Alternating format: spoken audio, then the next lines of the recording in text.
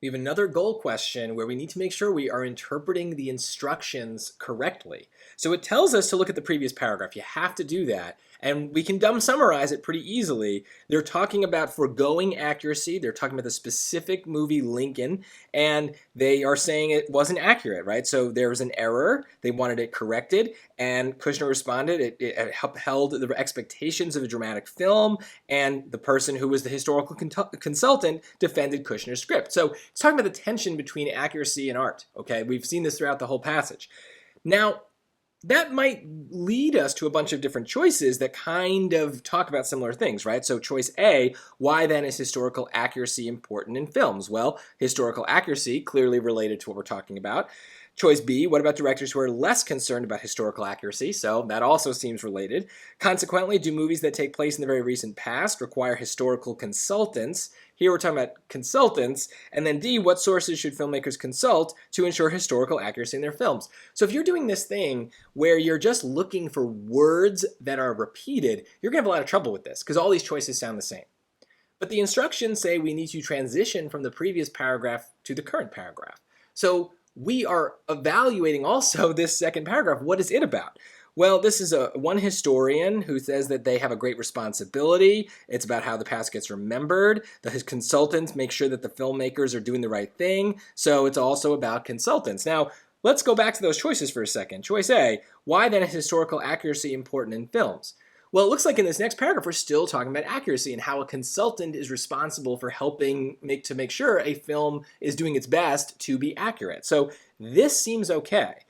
But look at the other choices. They get way more specific. What about directors who are less concerned about historical accuracy? Well, there's no director mentioned in the next paragraph, right? We're not talking about directors anymore. This was just one example in the previous paragraph, and it wasn't really even about the director. It was just about like this particular film as an example of the tension between accuracy and art. So this is way too specific. Strong words, right? Strong words are going to matter in writing just as they do in reading. Choice C, consequently, do movies that take place in the very recent past? We're not talking about like the distant past versus the recent past. We're not getting into those kinds of details. It doesn't matter when in the past it was. We're talking just about generally the past and accuracy. And then D, what sources should filmmakers consult to ensure historical accuracy in their films? Name a source, right? If that's the question that we're using to set up this paragraph, what is the source? We don't have anything that's mentioned there.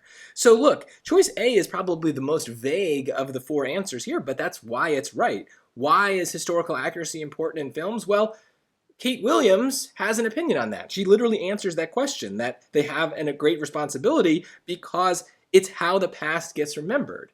So this is a great example. Like, they don't have to come out and say it all the time in the instructions what you're supposed to do. Sometimes the instructions are very general, but you have to interpret that and be able to, not take any shortcuts and do what they're implying that you're being told to do. So if it's a transition, you'd better read where we're coming from and where we're going. What does this next paragraph say? And especially because all of these are questions, you'd better find the answer to that question in the paragraph. Otherwise, why are we asking the question?